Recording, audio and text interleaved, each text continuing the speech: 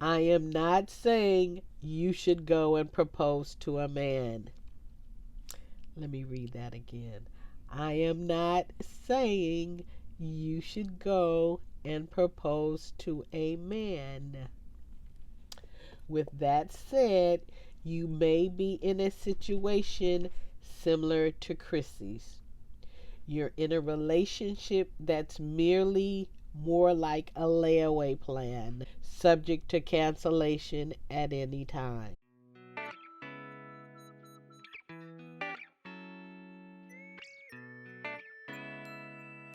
Read with me. I'm reading How Beautiful Are Your Feet, subtitled Transforming Relationships One Giant Step at a Time by R. Winone Morris, published 2014.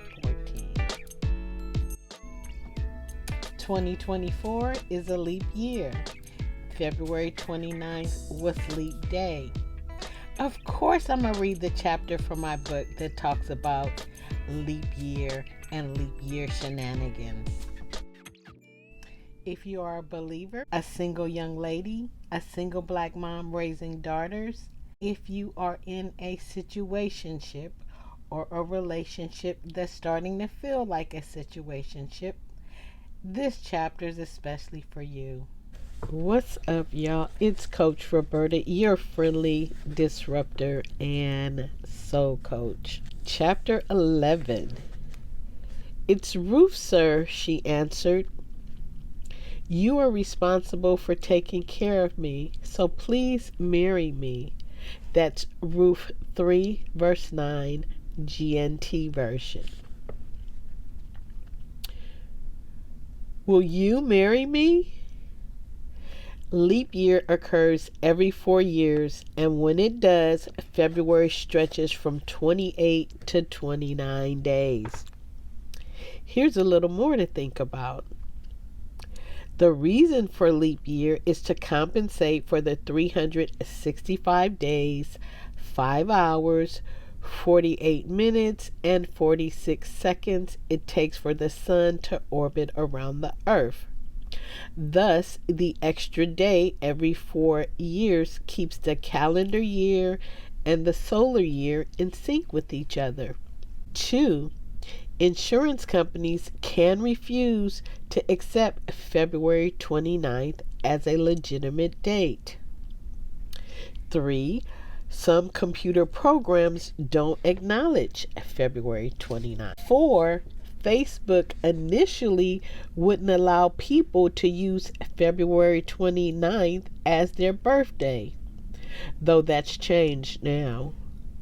Finally, some countries designate February 29th as the day for women to propose to men. Tradition has it that this deviation to social custom, which granted women the right to propose to a man on February 29th, started in the 5th century in Ireland. Later, in 1288, Queen Margaret declared it so in Scotland. Sound far-fetched to you? It really shouldn't. How many of you have participated in Sadie Hawkins' activity? Well, it's a similar tradition. Sadie Hawkins' Day started as a mere idea in the cartoon series Little Abner in the 1930s.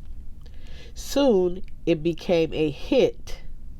Homely girls started to take courage, take a stand, and take charge, even if it was only that one day out of the year. These scenarios remind me of Ruth in the Bible. Being a desolate woman in a foreign land, she found work in a very kind, godly, and wealthy man's field. As time went on, at the guidance of her mother-in-law Naomi, Ruth popped the question.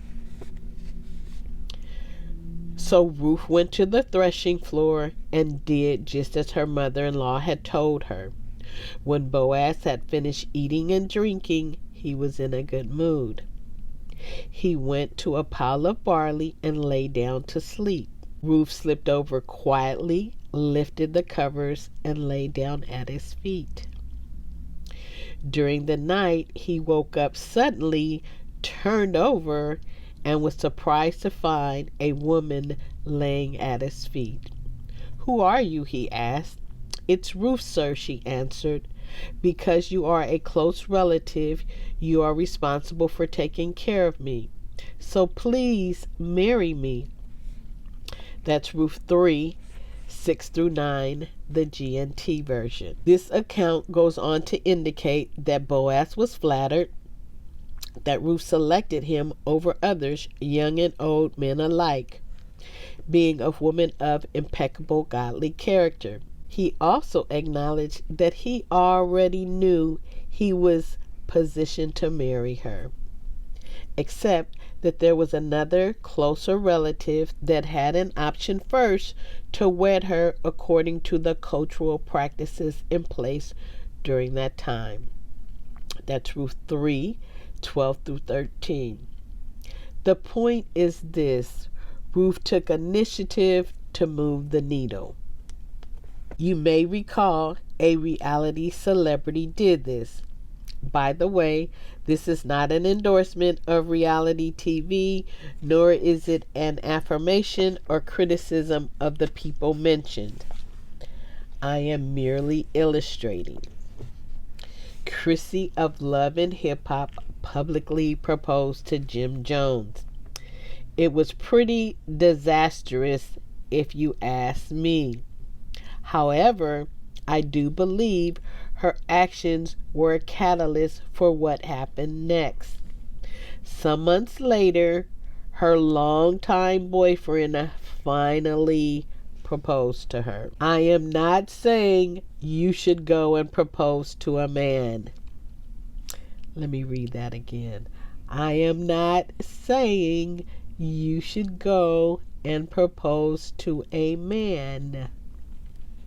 With that said, you may be in a situation similar to Chrissy's. You're in a relationship that's merely more like a layaway plan, subject to cancellation at any time. And you know it. Or perhaps it's an actual engagement. You have a ring, but no wedding date remotely in sight. And it's been that way for years. Deep inside, you know the ring is really just a token to keep you safely in place while he has the option to continue shopping around. If this is you, I am saying have a candid conversation. No more teetering on the fence. Time to shoot or dribble. Time to ask difficult questions you've been avoiding. Doesn't the Bible, God's love letter, make it clear that you're worth it? Determine what his real intentions are for you and yours for him. Unfortunately, in some cases, it may mean finding out some hard truths. What is he saying? What is he refusing to say?